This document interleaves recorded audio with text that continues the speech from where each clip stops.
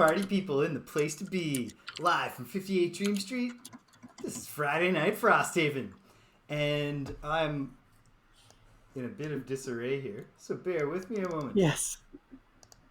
That's okay. It's an Outpost Phase. We can be a little looser. Christmas is coming and the egg is in the nog. That's the way they say it, yep. Yeah, and yeah, here we are. We're still waiting, as you can tell, on our player one. But the rest of us are here. Sprite Lauren, player 2, playing the hero Geminate, but is she really? I don't know if I'd go that far. For the last episode of the year, I'll do some retrospective statistics, including finding out how many times was Lauren on this show. This is did you know? This is episode 41 of Friday Night Frosthaven. Oh, we're crawling up on that big 5-0. Yeah,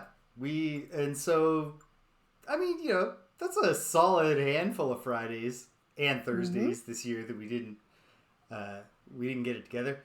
But I don't think it was bad. I think it's pretty good. It's pretty good. I think we're doing pretty good. Hey, Rich is here. I hear Rich in my ear. Oh, Rich, you've missed literally seconds of content. You're arriving just in time. 0. None. Like, literally, I haven't even introduced player 3. You have said the word Lauren, though, so that is a name. Okay, hold on. I'm just looking. Here we go. Boom. All right. Oh, man. It's Rich. Boom. All right. So, hey, player 1, playing the human banner spear, Sparkles. It's Rich. How you doing, Rich? So good. Good. I'm excited to say it slowly again. Yes. Oh, man. Yeah. It's a whole different leisurely take. Going back to the good times after our very hasty, efficient, but error-prone episode last week. But hey, you know what? There were errors on both sides of the balance sheet in terms of I was just going to say, I feel like there were impacts. many. I don't think there was many errors against us as there were for us. I don't think there was a thumb on the scales, and some of the errors were just stupid tactics. Like I was playing by the right rules and leaving myself vulnerable to more harm than I needed to. But all is well. It's all good in the hood. Here we are. Player 2, as you know, not real, but we're converging on the long promised now Michaela guest spot, because days where I don't have any papers to mark are coming, because I think I'll be done on Monday, so I'm excited about that. That's the earliest I've ever been done in December, if indeed it happens. And if it doesn't happen, the next day would still be the earliest I've ever been done in December. And then the next day after that, if it goes all the way to Wednesday, that's a tie for my best ever. So I'm sitting pretty. I'm feeling good. Things are wrapping up. Player 3, playing the Inox Drifter, the biggest hobo. It's Greg. How you doing, Greg? Pretty good. I've had a busy day getting the house ready for all the people coming to my house for Christmas. So yeah, I'm good. Excited to be playing the game. Awesome. Very good. Glad to hear it. We also, Greg, you and I had a momentous accomplishment this week. We finished all our notables. We finished our 40th classic beat 'em up on Greg and James Beat 'em Up on Tuesdays, playing the Simpsons arcade game, which really good game. What a long stretch between me laying eyes on that game when it was a relatively new arcade cabinet in the Crystal Palace arcade in New Brunswick. Oh my god. Yeah. And then playing it for the first time a few days ago. They have that game at Get Air, the trampoline park. Ooh. Oh, basic, yeah. And Ethan just like pretends to play it, and obviously never seen The Simpsons, and the animation is like, for what he's used to, not that good. Yeah, that's fair. And we got home and he like went to him. I was like, "Mommy, I played that Cheesehead game." The Cheeseheads. Yeah. I mean, I see where he's coming from. They have yellow skin for no reason. Yeah. Yeah. A lot of their hair looks real strange. Well, Bart and Lisa, at least, and Yeah. only Yes. like actually, it's not even. It's none of the others. Oh, and Maggie, Bart, Lisa, and Maggie, and then nobody else have just hair that is just like an extension of their skin. Yes. I think you're supposed to. Oh no, you see Homer with hair later, like in like flashbacks and shit, and he's Yeah, got he just normal had hair. brown hair. Yeah, he just had brown hair. Yeah. Yeah, it's just a matter of, and this was really wise. I remember Matt Groening saying that his goal was to make sure that all 5 characters had silhouettes that you would immediately recognize. And this certainly worked. But yeah, that game was great. That game really, I was impressed. And now because we are beat 'em up historians who have played a lot of the major landmarks of the genre, I was able to see that the Simpsons game has the DNA of the Ninja Turtles beat 'em up in it, not just because Konami made it, but also because like it's got the same jump kick style and like really just like the same controls. It has the same sort of style of the way that the fighting goes, where your first knockdown on an enemy is when they're beaten, which is atypical for a beat 'em up. And then we further realized that goes back from the Ninja Turtles to Mad City or Bayou Billy. Which is fascinating stuff. Yeah, it is legitimately. Yeah, I was gonna say that it's probably just because like not all Simpsons fans are Ninja Turtles fans, but I bet all Ninja Turtles fans are Simpsons fans.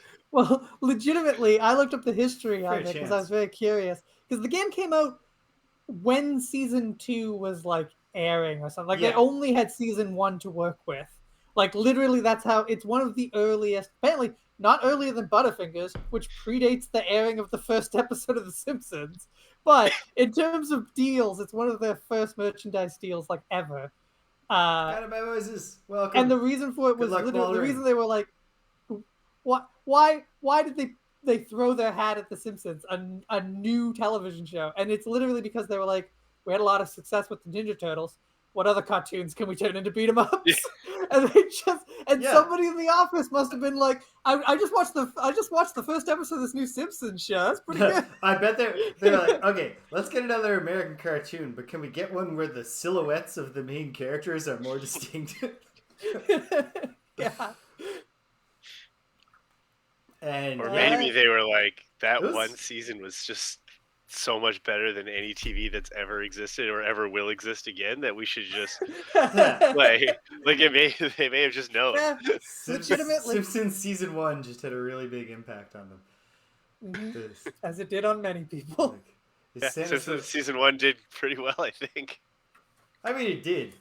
But they weren't the height of their popularity. No. That wouldn't be it was certainly the height of their cultural penetration in the sense of being massively over merchandised.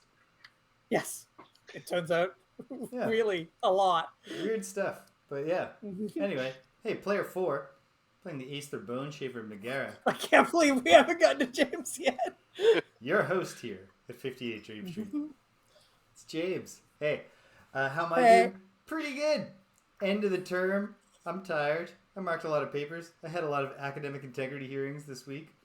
I did a lot of things where I exported some numbers and then I did some formulas and then I imported them back, and then the students said, wait, why is it like this? And then I realized that one marker hadn't punched a number here, and there's a lot of stuff involved in turning a course into a bunch of grades for everyone at the end. But it's all coming together, and here we are. We're just on a long quest ourselves here in Frosthaven.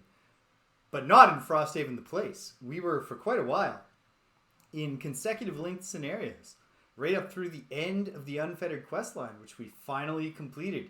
We have robot friends now, or at least robot friends. We do. Somewhat. Yeah. There's some narrative dissonance here, because we got this new character, the Unfettered Hive, I believe it's called.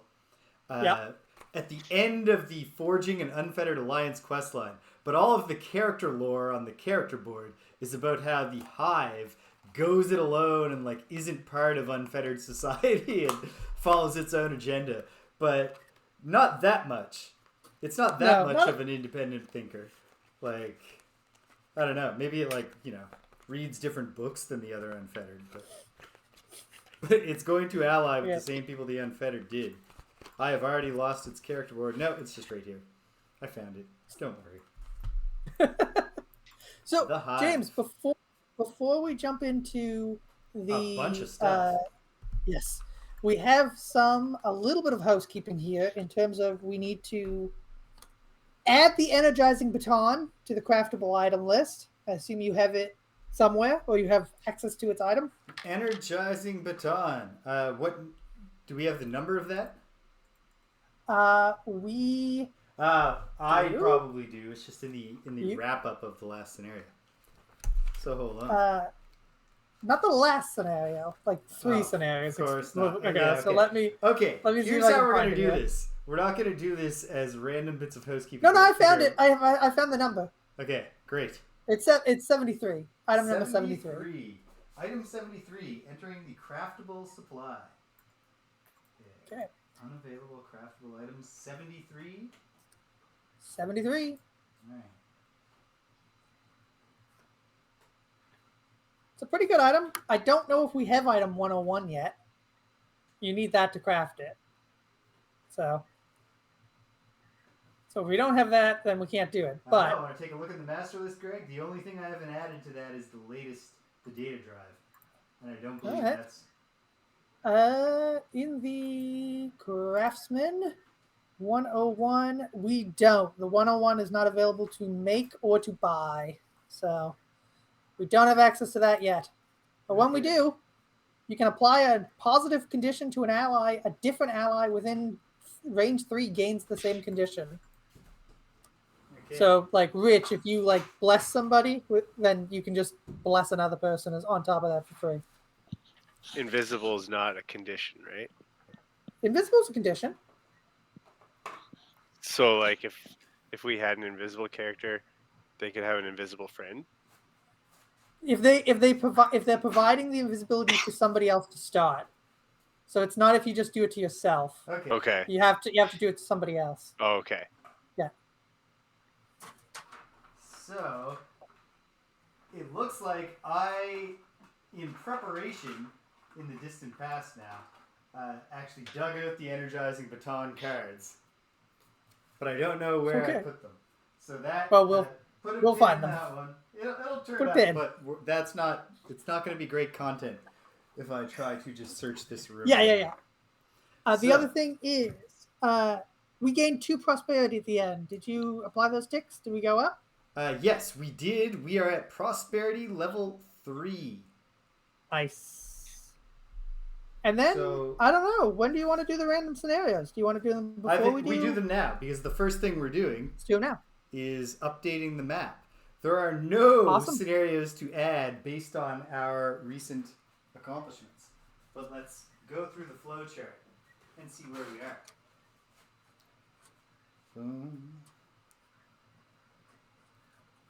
So, here we are. We had most recently completed through the Dead Mile, which took us to Scenario 44, the Nerve Center, which wasn't even added to the map when we completed it, because we only update the map when we go back. So, the Nerve Center, 44. Aha, I see it.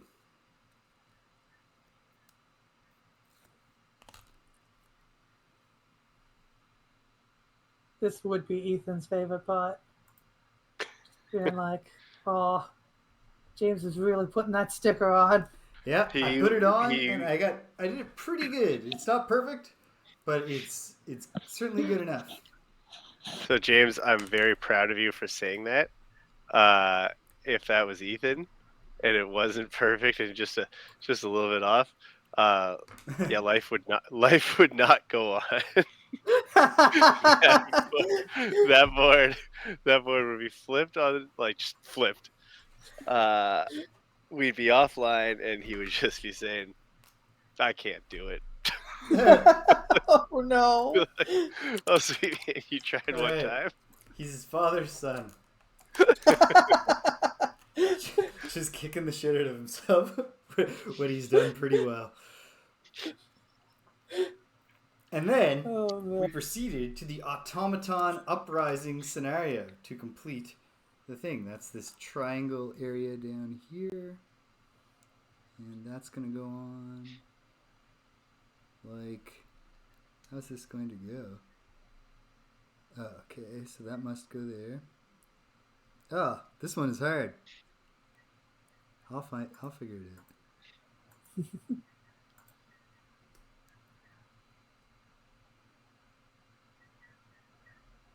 There. So that one is actually, I think, pretty much perfect, except the slight imperfection of the previous one makes them not look great together.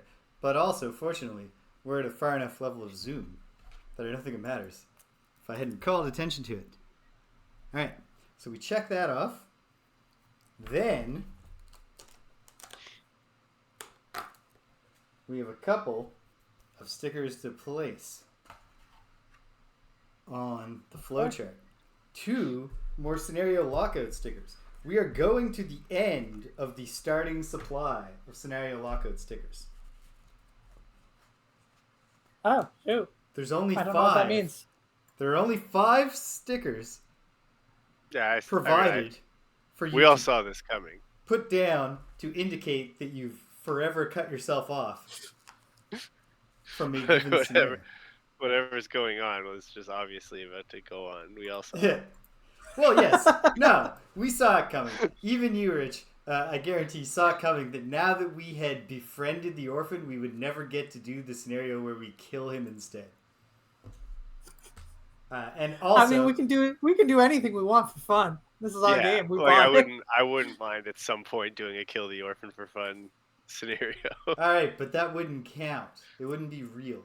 It wouldn't be real fun. For sure. But I would like it. I would like your the YouTube name of the video to be "Kill the Orphan for Fun." The orphan, Yeah. So, I asked.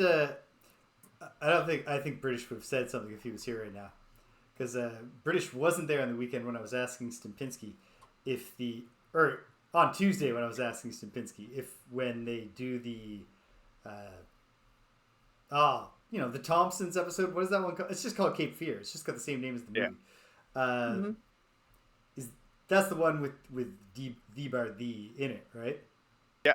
And I was asking Stupinsky if they swap in another language when they dub that into German, since they're already speaking German. Oh yeah. Do they? He said he wasn't sure, and I said that's fair. It's a pretty narrow question. Yeah. But it's also like a top 10, maybe top 5 Simpsons moment of all time. So I bet most people should just be able to picture that scene. Yeah. is how I Most feel. People, that should just come to them instantly, as though in a dream. We might be overgeneralizing our own experience. I don't know. No, never. So, now I am shuffling the random side scenario deck, of which we get to draw 2. So, we'll call this first one Greg's pull, so that everyone feels included, even though really I'm drawing both of them. And Greg has drawn a wax stamped sealed letter. Ooh. We're going to read section 142.4 in the section book. Oh, Rich, you don't have to hear names here, because technically this isn't we're not in the Outpost yet. We're not in the Outpost I forgot about names. Maybe there's been some names already, but You literally came in with a name joke. How could you have forgotten already? A lot has happened since then. All right. Section 142.4. Random scenario. I've got like an Astro Boy or Tintin thing going on with my hair here. You find an ornate letter sealed in wax. The stamp is a royal crest you don't recognize. Upon breaking the seal and opening the letter, you find exquisite calligraphy and decorative touches flaked in gold dust. It appears to be an invitation of some sort. and it reads as follows. My esteemed friends, this letter has found its way to you, and by that alone I know that you are fated for grand things. Since you are of quality, unlike most of the other rabble I've seen in these blasted lands, I extend a warm, open invitation to join me and my court for a midwinter ball. I'm sure you've heard of my soirees. I can assure you it will be just as unforgettable as the rumors grace them to be. There will be dancing, merriment, and excitement unparalleled. I've enclosed a map to my estate that I trust you will hold in confidence. Come alone. Come alone. When the winds howl and the winter sun drags in the sky in the bleakest way, we shall share a toast and the warmth of a roaring fire. His Grace, Emperor Ventilian. New scenario. Scenario 107. My Private Empire. Okay. Okay. So, let's find out where the map takes us. I'm just looking for... Do we need a sled to get there? It seems very possible that things are going to start popping for the Drifter here, but let's find out when we open this. We are going to need the climbing rope. Okay. So that will also work for the purposes of the Drifter. The question mark here means what? Boom, question mark. Oh, the question mark means that it's a random scenario. Sure. A random scenario accessible only by people with the climbing hooks. And this is going to go onto the map at J10. The image, which I guess I'll hold a little closer here, is looks like a combat arena, perhaps some sort of ritualized arena or ballroom, I guess. But obviously, oh yeah, this guy's definitely gonna hunt us for sport or something. Yeah, we're definitely not being. This is not going to turn out to be like a social scenario. I don't think. Mm-hmm. Might be. Or maybe Could Marcus be. was like, "Give me one more shot, Captain. I can make the social scenario idea work. I know I can." All right, J10, J1, J10, yes, J10. You can't, Marcus. Someone could, but you can't. I think Marcus could, If anyone could do it, but it it's would Marcus, definitely because it would nobody take else would try to do it. take some more than one shot. That's for sure. Mm-hmm. I think Marcus should eat a knuckle sandwich is what Marcus should do. Jesus. Oh, man. Wow, really coming out hard for Marcus. I don't like Marcus. Marcus gave me not some of, all of my worst Gloomhaven memories. Like literally every single one of them. What about the time that I put the Sunkeeper in front of that door, and then with all my retaliate up, and then the enemies just didn't draw an attack for the rest of the scenario. But the thing is, that was one of my favorite Gloomhaven moments. That was pretty funny. Because we were having a grand old time watching someone make like what turned out to be a very funny decision in a in a good game. Mm-hmm. Yeah. Yeah. Like that was a fun time. Not like Okay, close enough. like pretty much every one of those times that you guys are all thinking of too. Stimpinski, Yeah, welcome. the scenario where it's a coin flip, whether you're just killed instantly and there's nothing you can do about it. Yeah. Or the scenario where you don't play, you just watch a battle that James narrates. Okay, but that was actually a much funner like self-play. And hello, Stimpinski, by the way. But that was a much funner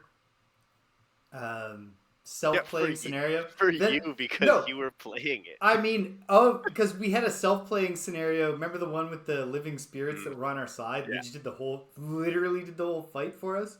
Mm-hmm. Yeah. Like the one that played itself as us getting in the middle of a battle actually required us to develop some strategies. We failed at that one twice.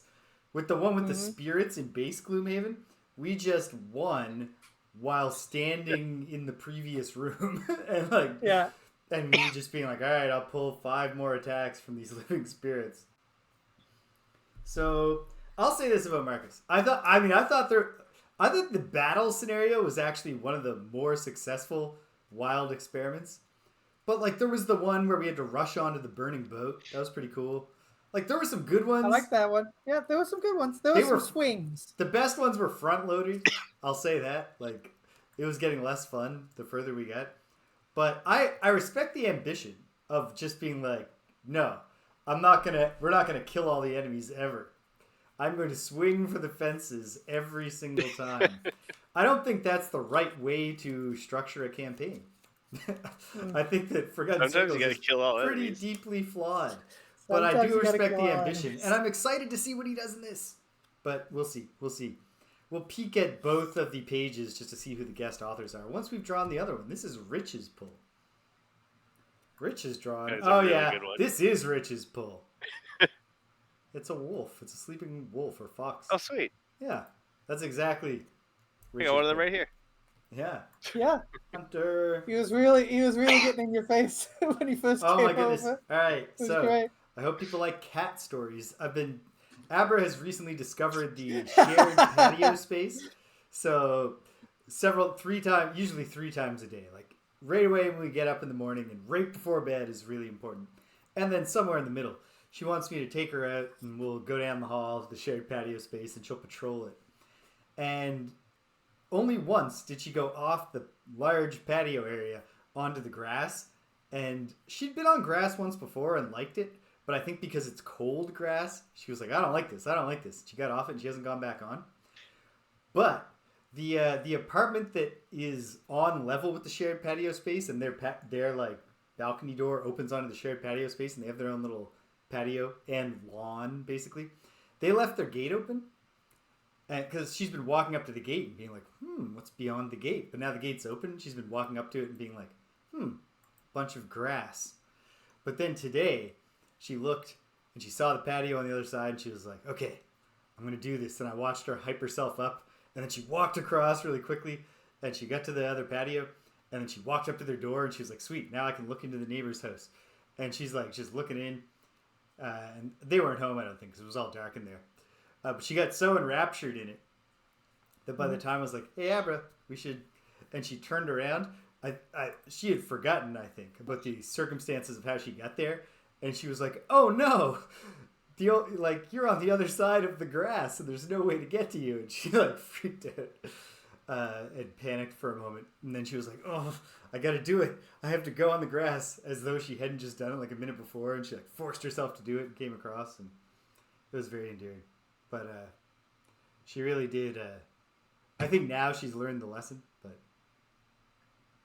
while going over, it did not occur to her. I'll have to do this twice. I'll have to do this again. Like it's not over when I just get to that patio.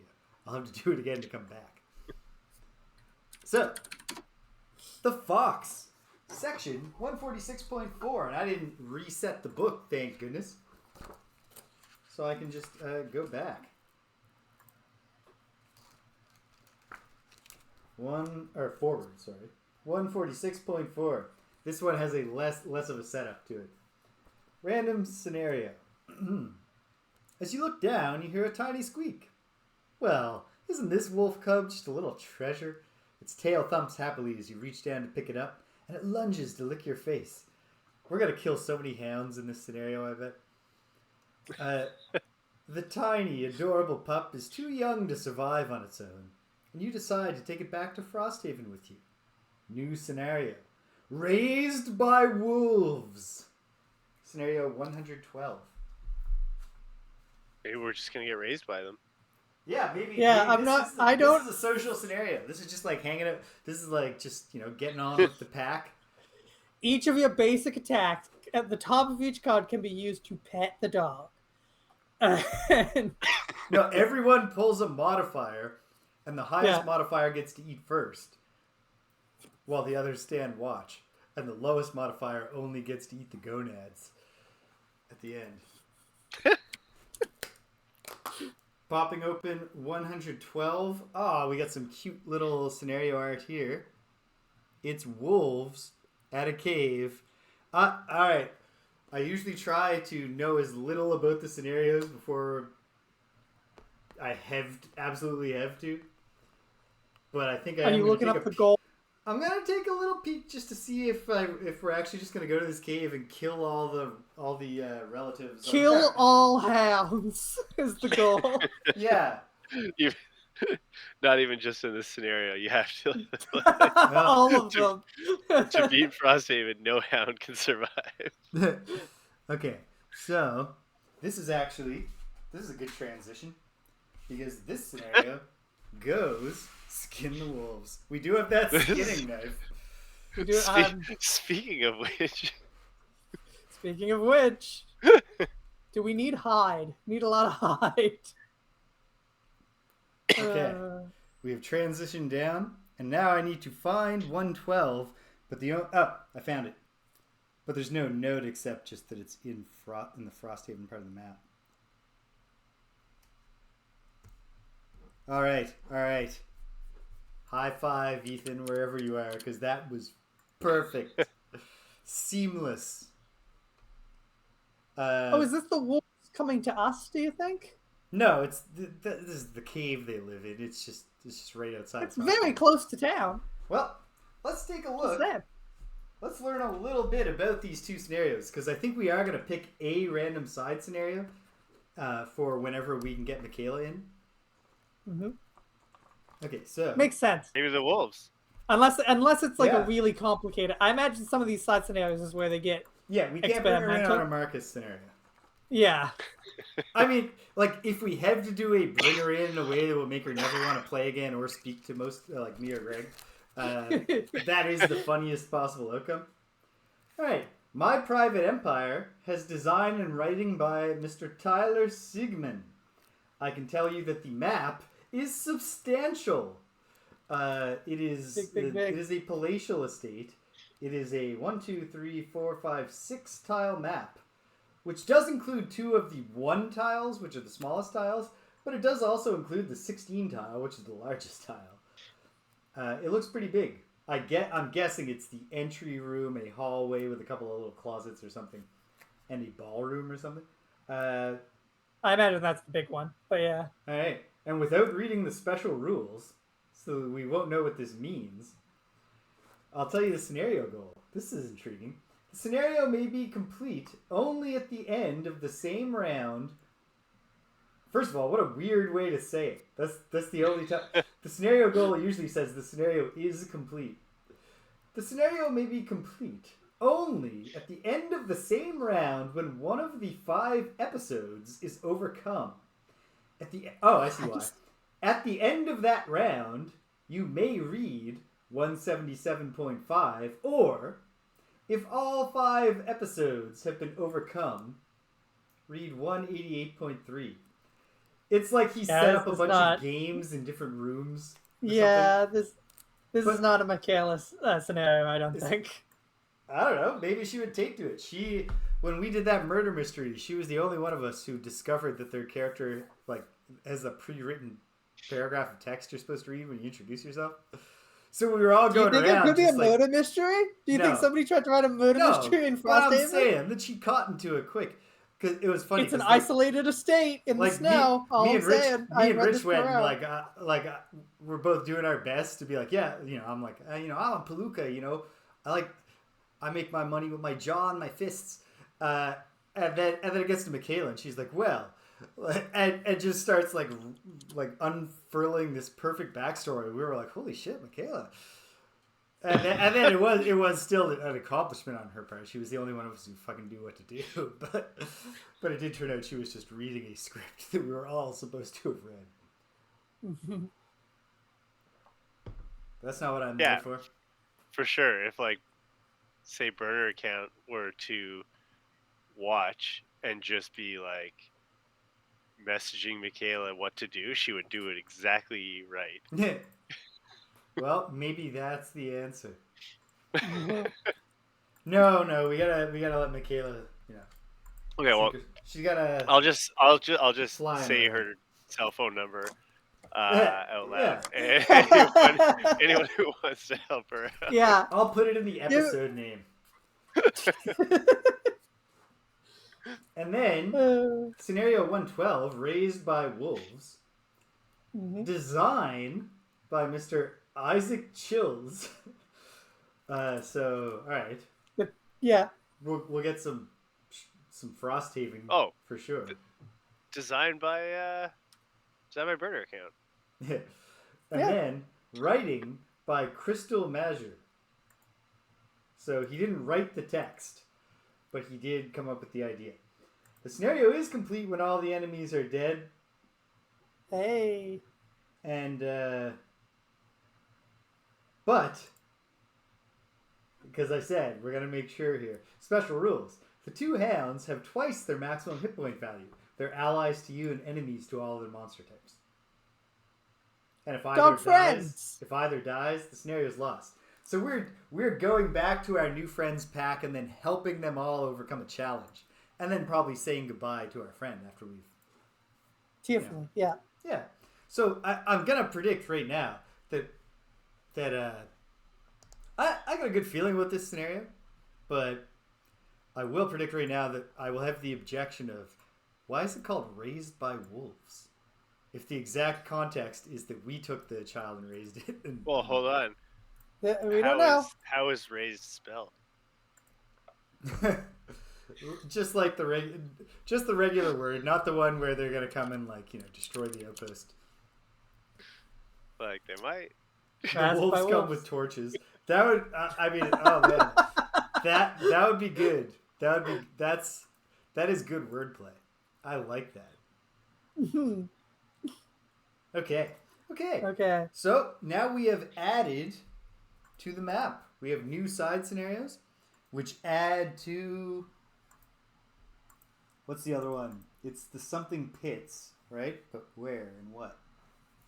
I mean, we can go over that at the end when we go through all the available ones and decide which we're going to do next. The lustrous pit. Those are our 3 random side scenarios so far. You know what? Why don't we take a look? You know what? I wouldn't have ever guessed lustrous. 2 words, second word pit. Yeah, it's some kind of pit. Come on, it's lustrous. Designed by Jeremy Kimmer and writing by Chris Handley. It's a loot the treasures scenario. Oh, okay. And looks like it's an ice floor scenario. Oh, we haven't done ice yet. It's an all sliding all the time scenario. Sliding in this game, Rich, works exactly like the old Pokemon puzzles, if you remember that game, where you have to you don't stop until... Yes. Or any video game where you step onto ice and then your character slides until you reach either a wall or the end of the ice. There's a bunch of those puzzles in Sea of Stars, which I'm playing through right now. It's a classic puzzle format, for sure. And it's an easy one to add to a game that already just has, 8 directional movement around a map. Mm-hmm. Or 4 directional, probably even easier. Yeah, so here we are. We are back. It definitely is. Yeah, not probably. Probably the odds are 100%. To the extent that counts as probably. Okay, so here we are. We are back in the Outpost. So let's do the Outpost phase. What happens? The passage of time. Well, this is not exciting time passage. No, nothing happening this week, eh? I mean, we're getting further into winter, so the closer we can get to spring, that's always good. Yep. And in 2 more weeks, something will happen. Cool. Christmas. Yeah, that's true. Hey. Oh, jeez. I got some shopping to do. Okay. Christmas. So the passage of time is followed by 10 days. And this one, I got a feel it is going to be interesting. All right. Hit us. I say so because it's got a little symbol on it. Little Algox head. All right. So, Winter Outpost Event 9. Frenzy Yars. Mayor Sappa asks flatly as the alarm bells ring behind you. You're all standing on Frosthaven's wall, looking out on a warband of Algox. They look like ice speakers, though not any clan you're familiar with. That farce is too big to repel at the wall. That farce is too big to repel at the wall, Satha observes, coldly calculating the odds. If they attack us all at once, we'll be overwhelmed. I'll have to dig a farce out and thin their numbers, but... She pauses. The lasses will be heavy. Pinter Droman speaks up from the other side of Satha. Ahem, if I may. Perhaps we can scare them off. I've been preparing some festive bombs for a town celebration. It was meant to be a surprise, but... He shrugs. At any rate, these bombs do no harm. These are names for rich burner account. You're right. Names for rich. Names for rich.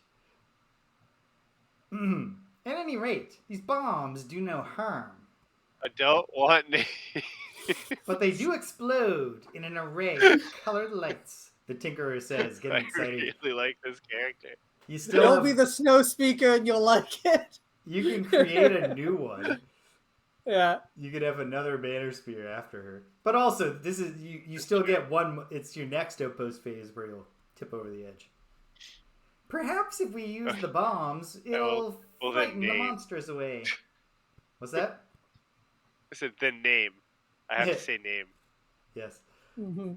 To check my box. I don't want to bet our lives on a cheap trick, Satha responds. If that doesn't work, we'll miss our chance to gain the advantage. She turns to you. You've dealt with the other ice speakers. You think they'll buy it? Option A. Join Satha and attack the Algox behind the wall. Option B. Use the fireworks. So... yeah, James. Yeah, kind of seems like mechanically there's two ways this could resolve, which is that the attack is for sure a battle. I'm betting. But... I mean, maybe it's not, but that's my guess. But then doing the bombs could either be it works and avoids the battle, or it works and makes the battle easier, or it fails and makes the battle harder. So, it's mentioned that the bombs won't hurt When does them, a bomb ever right? fail? That's true. Famously. Bombs never fail. It said that the bombs won't hurt them, right? And That's I'm what not Drummond convinced... said. He said they do Right. no harm, even to the walls. Burner account. Not even to the walls will these bombs do any harm. I'm the resourceful. promise from our eccentric inventor friend. I have resourceful as a trait. Does anyone have like learn it or intelligent or whatever? I'm educated Educated? in the I think necromantic arts. I think if this fails, it will be because we don't have the skills, not Okay. because they Not like because trick the us. bombs just suck, just because Yeah, we're like I don't Drummond. think- Hold on, let me see if I have bomb using as a skill. but you know what I mean. Like, I don't think the game would just trick us and be like, "There's just an obviously wrong answer." You know what I mean? I'm armored, so I'm fine either way. Yeah. That's true. All right. So my We're gonna try instinct the is to fireworks. use the bombs. All right. Yeah, bomb. Okay. Definitely use the bombs. All right. It's settled. Here we go. Rich is All armored. right. We got this. Option B. Use the fireworks. Okay. So it looks like... Yeah. I think this was good. Okay. You grab an armful of bombs and pass them out as Pinter rubs his hands gleefully. The guards cheer as the Algox charge panics and breaks under the sudden rain of colorful explosions. Soon, though, the ice speakers realize the bombs are toothless, and they rally for a vicious charge at the wall. We gain bombs one are not- morale, but the battle goes ahead. Was the other option? The other Better. option would have weakened the assault. So we got morale. So put got us morale. up to 13 morale, Greg. all right. This is only the second I would've thought attack bombs we've was done. not the best idea. I really thought, you know what? I gave the game too much credit there. I really thought there wouldn't be an obviously better answer. I guess morale is important, but at the same time, so is a weaker attack. Yeah, Okay. so it's not being murdered. Yeah. So, we must now Famously. read the special rules. We have an attack priority, so only the buildings that fit the attack priority will be attacked. Up to 5 targets, and it's not a strong attack. In fact, it's a 15 attack, so we have to draw -10 to take damage on this one. Okay. Or we wreck. have- We can we have always draw wreck. Base defense of 20. So, we target odd numbered buildings in descending order. Now, remind me, James, how do walls work for an attack? The walls are just they just added to our base defense when we built them. Okay. But, like, do they count as buildings for the purposes of attacks? No. Okay. They're just a one-time base defense bonus. We've built 2 of them, so we have +10. Mm-hmm. Okay. Odd numbered buildings in descending order. The barracks won't be targeted. It's 98. The workshop is 84. It won't be targeted. The enhancer is 44 and won't be targeted. The alchemist is 35. An attack upon the alchemist. Do we send one of our barrack soldiers to die so we can have advantage?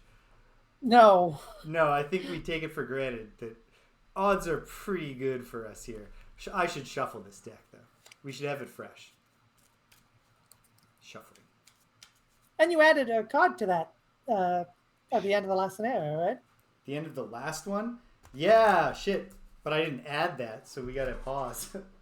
Oh, that's a good card, James. That's a plus. That Yeah. improves our odds. You're right. Okay. That's our robot friends helping us out.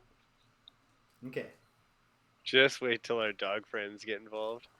Ooh. 62.1. Yeah, I don't know, man. Oh man, then the screams get really troubling for the people inside the walls. When you're sending out the dogs to finish them off. Oh my, yes. Oh my, yes. I was supposed to have added a winter outpost event. I got thrown off. I meant to go back and check this stuff out. So that's okay. We'll just say that that's in play starting next time. That's okay. It's not The perfect. likelihood that we would have pulled it is low. Yes. Okay. I've got the +50. And I will add it to the deck.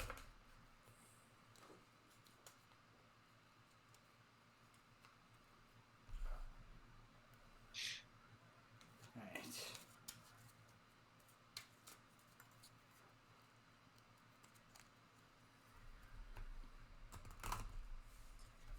Okie doke. Alright. I slipped up and accidentally saw the bottom of the deck just now, so I'm doing another riffle. Even though I only have to draw a few cards from this, so knowing the bottom of the deck tells me nothing. Because I also don't have the choice to draw or not. But that's how scrupulous I am. Okay. Mm-hmm. An attack 15 upon the alchemist against base defense 20. I'm pulling a modifier. +0. The That's fine. alchemist is defended, and the attack on the alchemist is repelled. Where? Okay, here they are. Alright. The craftsman will not be attacked. 34. The logging camp will take an attack. It is number 17. So here we go. Okay. Attack on the logging camp. Attack 15 against defense 20. Pulling it. +10. The building holds. Why wouldn't I? There's nothing visually compelling going on here. Why wouldn't I put the deck here? Draw live. Okay. The logging camp has been defended. The hunting lodge will not be attacked. It's number 12. But the mining camp is number 5. This is the final target to be attacked. So they had 5 potential targets, but they only get to do 3. Do they not loop back around? No. Each building can only be attacked once. They cannot do attacks outside of their attack priority. This is it. This is it. Okay, let's do it. You know what? I really think that I have this right, but hold on. I believe you. What reason do I have to disbelieve you? I don't think you disbelieve me. I'm not trying to convince you. I'm just trying to be confident. This indicates what order based on reference numbers. There's no attack target priority. We decide, but otherwise, each building can only be targeted once, even if the number of buildings within the target priority is lower than the target value. Oh, there you go. The end. Great. So here we go. Attack on the mining camp. It's an attack 15 against base defense of 20. Well, hold on before you. Oh, never mind. You flipped it. It's too late. Zero. We won. We won. Not a drop of blood spilled. I'm kind of glad I was gonna- pulled the plus 50. I was gonna That seemed say- a little horrifying. Fuck them. Yeah. 5 saw blade tank unfettered. Go out and just paint the snow red. All right, read us All our right. text, James. Victory. There's not much. The battle weary ice speakers retreat for now, but there are still plenty of them, and you know they'll be back. But not in this particular event. This card is done. All right. Boom. The Outpost event is over. Okay. And Building operations. Hold on. There's at least something that we should take care of here from back at the start, which is that we have a new sticker. New sticker? A new sticker. We have the Unfettered Ally sticker, of course. Oh yeah. Of course. We've got robot friends. And robot friends have us. Yeah. Meat friends. Here it comes.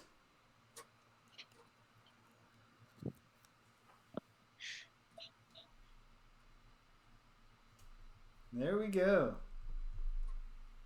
Ta-da. Bring it up closer. Yay! Friends. I do like that sticker. The Yeah. robot's just going like this. Yeah. Yeah, friends. Hopefully we'll all remember next time we see each other in real life. Maybe we'll get that in one over the holidays. That's the arms up. We all go friends. Friends. Yay. And then don't touch because Rich will get us sick. Okay. Mm-hmm. So what's next, Greg? Building operations. So Building going operations. in building order, we do all In the things the buildings order. tell us to All do. right. Mining camp. We can collectively buy up to 1 metal for 2 gold. I think so. don't think it makes sense not to, because that's Yeah, what we've been explicitly told. James, By people I'm who about know to better than make I'm about to make a bunch of money. You have a bunch of money. You have 54 gold right now. I'm also Do very you? near to retire. I'll spot us all. My treat. Okay, so kid. all of these are yours. 2 I'll gold. pick up the metal. 2 gold. 2 gold. I'll give you the medal though. I'll give you it to hold. Great. There you go. I'm just gonna make Next. Shambler hold it.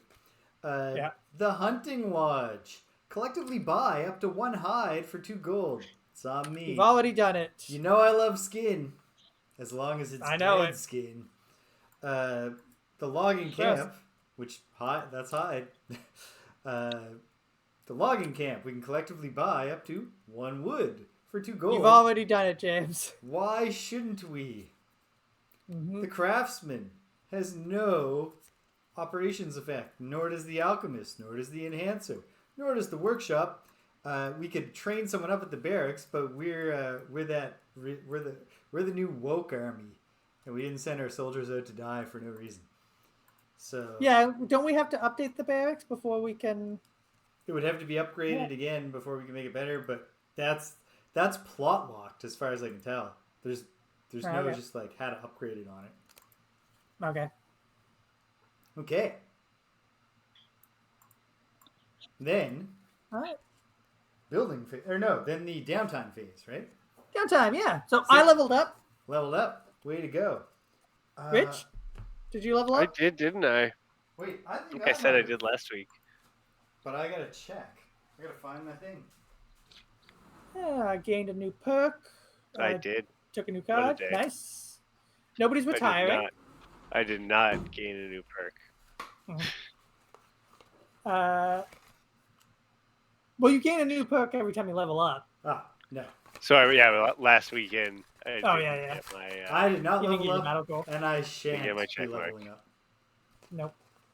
Or wait, hold on. Creating Was there pieces. no extra scenario awards? So all that we had was the base. Just the 10. base 10, yeah. Okay. No, I didn't level up, and so I probably shan't again because I will be Very retiring close. next time I gain 6 experience in a scenario. Does anybody want to craft anything? I'm good. Yeah, I don't have anything left to craft. And James, I just have one question about I've had potions. a great ride with the Bone Shaper, but I'm winding up. Winding down, I mean. Sorry. James, at the Alchemist, Yes. have we made something that involves air root and death caps before? Great question. Arrow Vine? Arrow vine, yes, sorry. Okay. Arrow Vine. We haven't done any Arrow Vine based potion. Well, I have a death cap and an arrow vine, so I will make that potion. Okay. And it looks like I've got an Arrow Vine. An axe nut and a yeah. And an axe 2 nut. arrow vine, an axe nut, and a death cap. Okay. Well, you're doing the Arrow Vine Death Cap one. Yep. So, that's right here. Here we go. Punching it like an advent calendar. I have the most disappointing... Danielle got me... I've never had one of these punch it out advent calendars. We had like a... My family, we had a felt Christmas tree that you put an ornament on every day. But, so Danielle got me one for the first time. And it's a real letdown because she got me a Ferrero Rocher one. And, it's like, try a different Ferrero Rocher every day. But there's only 3 different types in the set. Yeah. So it's kind of limiting, eh? Yeah. So you just... Did you think there was 24? I didn't necessarily think 24, but I was hoping for a balance somewhere in the middle. But I think it's because I was thinking of Lindors. Yeah, there's so when I stopped and thought about it, like Lindors. once it started repeating, and I was like, okay, so what? Coconut cream, dark chocolate, and then just back to regular? And then I thought about it more, and I was like, I can't think of another type of Ferrero Rocher. Me and Ethan are going to do the classic Ferrero Rocher prank on Michaela, where we unwrap them and wrap Brussels sprouts in them. Yeah, Brussels sprouts. That's the move. Might dip them in chocolate so she eats one. I was just going to say, there's a dude who not only dipped them in chocolate with nuts in it. Like, really, really made it look like a Ferrero Rocher. I don't think we need to do that with Michaela. I think she might just eat the Brussels sprout. All right. There's a chance she just doesn't look. Are you ready, Greg? You For what? have brewed yourself a cure potion. The cure potion. A what potion? Cure potion. During your turn, remove 1 negative condition you have. This item can be used while you have impair or stun. You can use this item to cure the condition that prevents you from using items.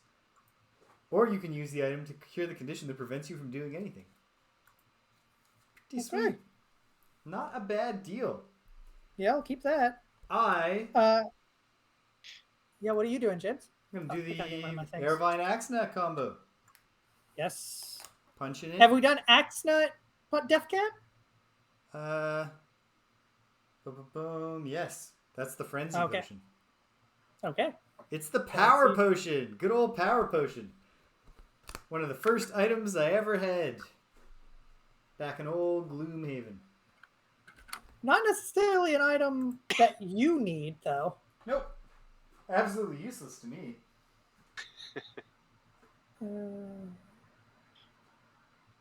Oh, you can immediately choose to give it to a party member.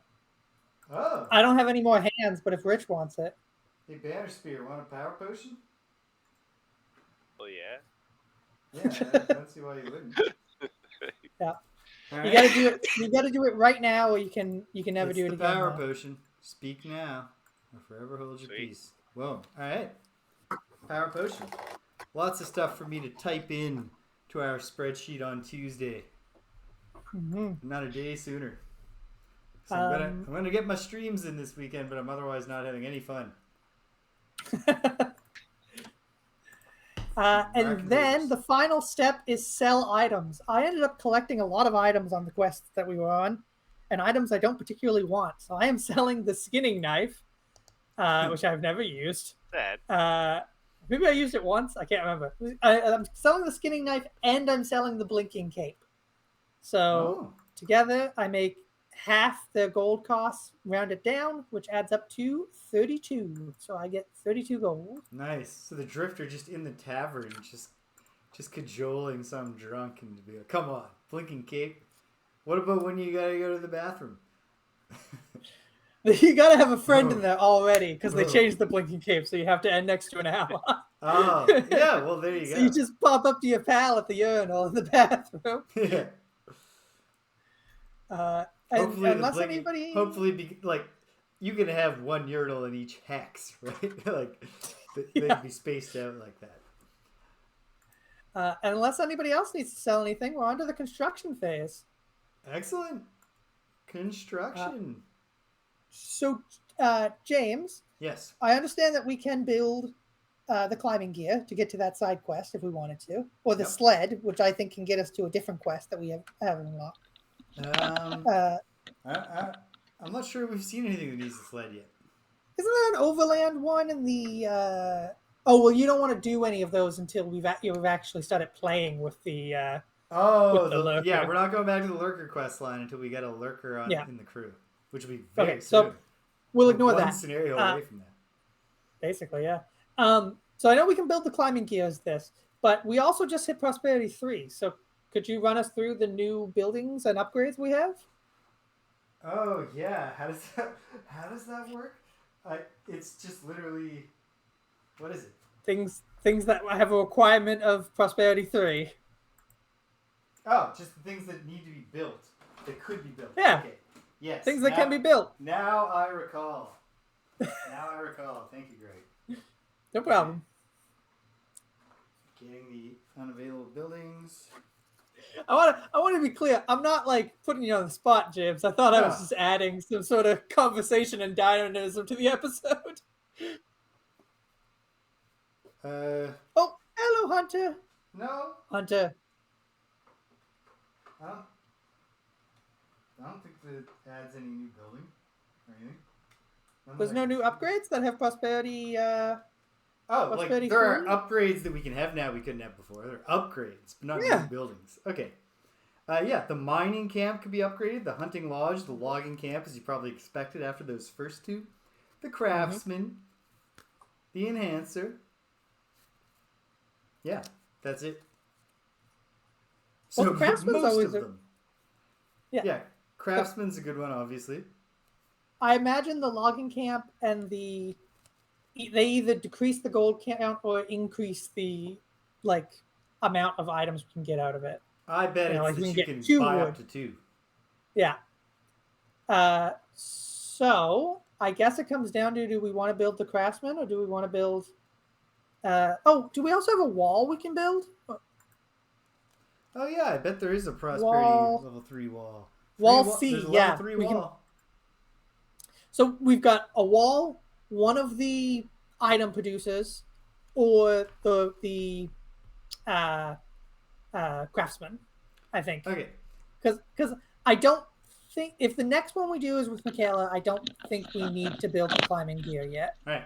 Burneraccount recommends enhancer, and I feel like someone else, no, maybe it was just Burneraccount separately has recommended it to me, that there's a specific reason that we will be happy having an upgraded enhancer that I don't think has anything to do with us buying enhancements.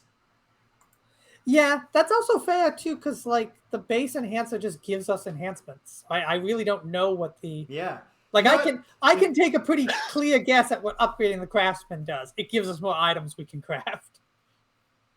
Seems likely, yes. But what does the enhancer do? All right, Rich, do you have a take? No. No, of course you don't. I'm trying to get you involved, my friend. I think that what burner accounts had to do is probably what we should do, right? Like, I think the Enhancer offers the most mystery. The Craftsman's pretty clear, as are the three camps.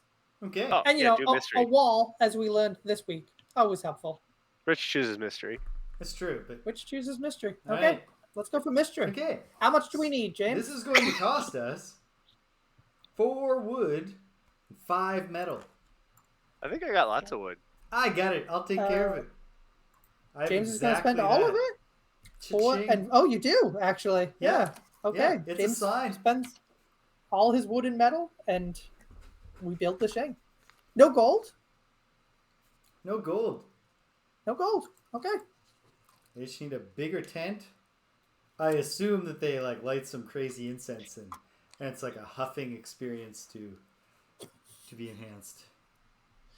Yeah, I mean we're all assuming that. Yeah.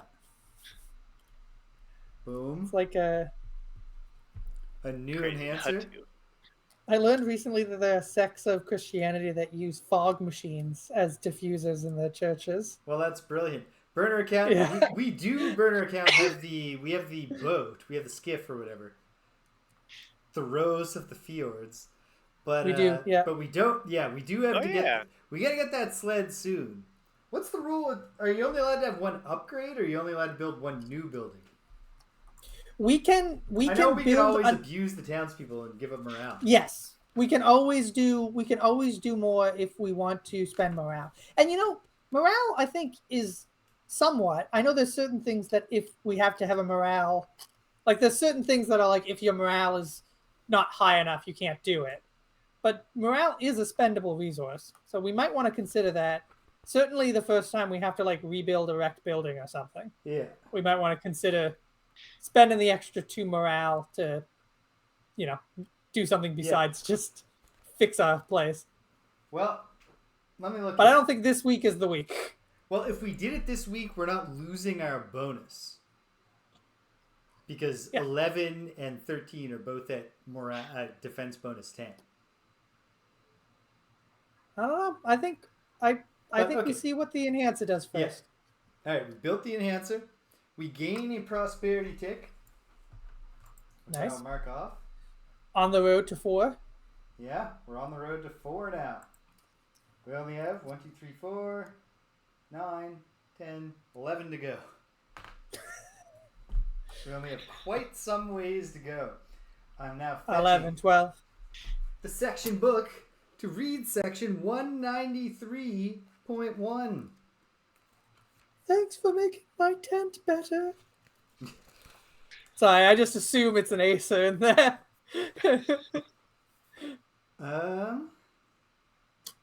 I can't remember now. Oh, that's frustrating. Oh, wait. I'm reading the wrong thing. Oh, that's good, though. It's the voice of 8. It's the unified entity of Aethers that act as one. Right. So, but it'll tell us what to do on the next card. So let me go find the level 2 enhancer. There we are. It is still +1 prosperity.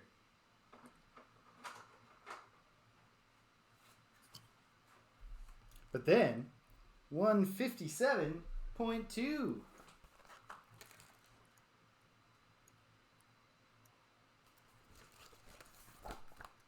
Boom. Enhancer upgraded. With the enhancer expanded, you visit Voice of 8 to see how they are liking the improved shop. Unsurprisingly, you find Nera embroiled in multiple tomes, the room aglow with spells, her hands weaving purple and black through the air. You wonder if you ought to leave her to it. She signals you over, speaking excitedly. We have made contact with someone who may be trapped in the void. They must have endured cruelties from the corruption, but with that evil force gone, we should be able to pull them out to safety. Come, help me. This sounds dangerous at best, but that's a typical day in Frosthaven. Trusting Voice of Eight's judgment, you assist Nera in setting up the spell components as the rest of the Aether Collective materializes around you. They form a circle, chanting as a portal opens at the center. The procedure seems stable for a while as Nera scans for where the energy is strongest. There, she cries. and a surge of purple energy flares from the portal. A scarred hand emerges from the other side, but then the flat face of the rift cracks, and it appears the hand is stuck. "Help!" Nira pleads. Not knowing what else to do, you grab hold of the hand and pull. With great effort, and Aether tumbles forth right before the portal shatters in a shower of ethereal glass. The figure groans, shivering on the floor. "Where is the pain?" Their hand shoots out, grabbing a shard of the portal. You jump back in alarm, but the Aether turns the sharp edge on themselves, carving strange symbols into the translucent flesh of their leg. You feel a strange tickling sensation on your own leg. "Ah, much better," they sigh. "Thank you for releasing me from that prison. I had been trapped there for so long. I don't think I can live without pain." But the Aether suddenly stares at you with fierce intensity. "I have also learned to redirect my pain, and I don't want any other innocents to experience anything like what I have. Point me toward evil, and I will destroy it." We unlock the Shackles box.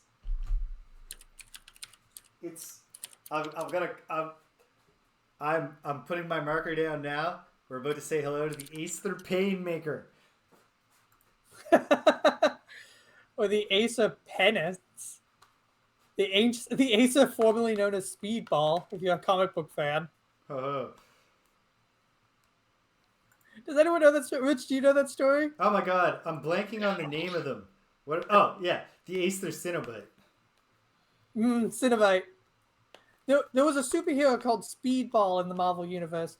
His ability was that he, like, shot multicolored balls at people.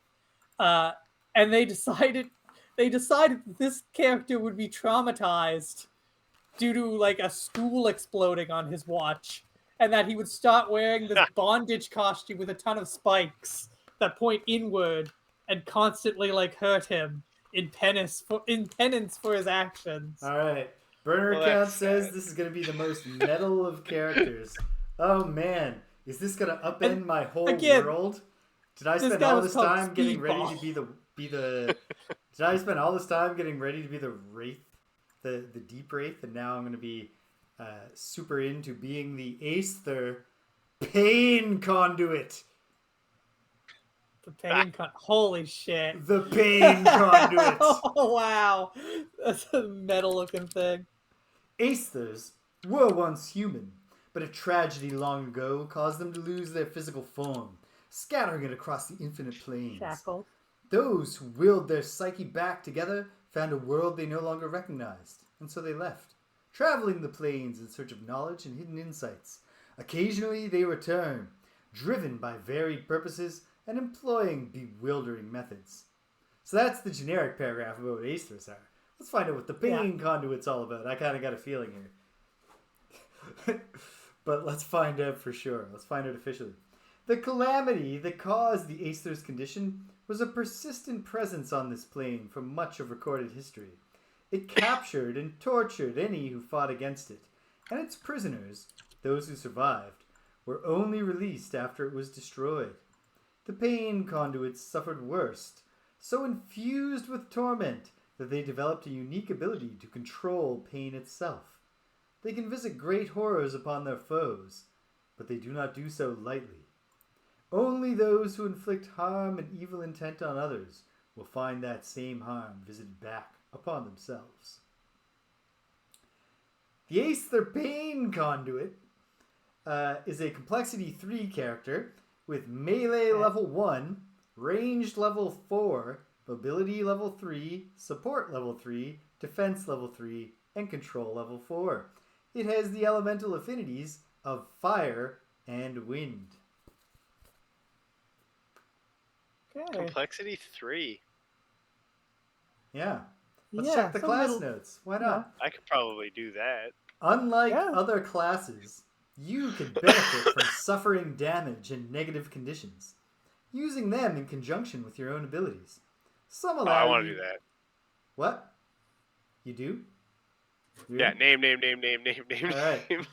some allow. You can only get one tick per. You only get one. Hey, you're gonna have the option to retire probably at the exact same time as the Bone Shaper. We can A whole new crew. Well, not whole new. We'll be still. You're gonna be the Yeah. drifter until at least Only the 2025. drift. Yes. At your current rate, it will actually take 5 years. Yeah. I'll be the drifter well into 2026. Some allow you to ignore your negative conditions, including attackers adding +1 when you are poisoned, or even pass them on to your enemies. You also have powerful healing abilities to keep yourself from exhausting. Many of your abilities cause enemies to suffer direct damage, bypassing shield and retaliate. Abilities without an attack icon are not attacks and can be performed even when you have disarm. Oh, nice. Sweet. All right. So it sounds like you benefit from taking, like, if there's a dude who deals out negative conditions, you just want to be in his face, just getting hit by him repeatedly. All right. So, okay. Jeez. Lots of cool characters. All right. I like that. That's the third Aether. Is that the third Aether? The Bone Shaper is an Aether. The Deathwalker, another starting character, was an Aether, I believe. That's right. No, the Deathwalker is the dudes with the horns. Valorith? The devil people. Valorith, Oh, okay. yeah. That makes sense. How many more things would you say we have to do in this outpost phase? Nothing. That's the end of it. Nothing. Unless we want to spend 2 morale to build another building, which I don't think we necessarily do. Yeah. Let's pick a scenario and get going. No. Let's pick a scenario. Yeah, let's call Michaela. No. Call Michaela. Get her on the horn. All right. Rich, James, make a sprite for her. You got. Yeah. Okay. You good next week? Yeah, I'm good. Yeah, I should be good next week. Are we gonna try? Do we want to get Michaela for next? Like, is that what we're trying? Or are we gonna say one more before Michaela? I know it doesn't matter, but I want to get the sprite done. I think I can do it, but I haven't even started. I'll see her tomorrow. I'll ask her tomorrow. Okay. I mean, like, I'll be starting it on Tuesday after final grades are in. And like I said, I got a pretty redhead. I can work with this. I got a base. Yeah. So that'll, yeah. And the very nice thing, I was saying to Hannah, Michaela's sister, that if we ever get Hannah to be one of our guest player twos, it'll just be a palette swap. Does it even need to be a palette swap? Yes. Just the same sprite. No, they have totally different color of hair. That's true. Yeah. I mean, when I said this to Hannah, there's 100% not happening ever. When I said this to Hannah, I said I recognize the logistical reasons that this is literally impossible, but we'll just sub out Rich. Anna will play instead of Rich. Or again, Saturday afternoon, Swamp Haven. You never know what could happen once the boy's in college. It's true. Eventually, they all go to college. Well. Or vocational school, or enter the workforce immediately. Whatever else, they're not getting to tour with their band. Because I didn't get to when I was young.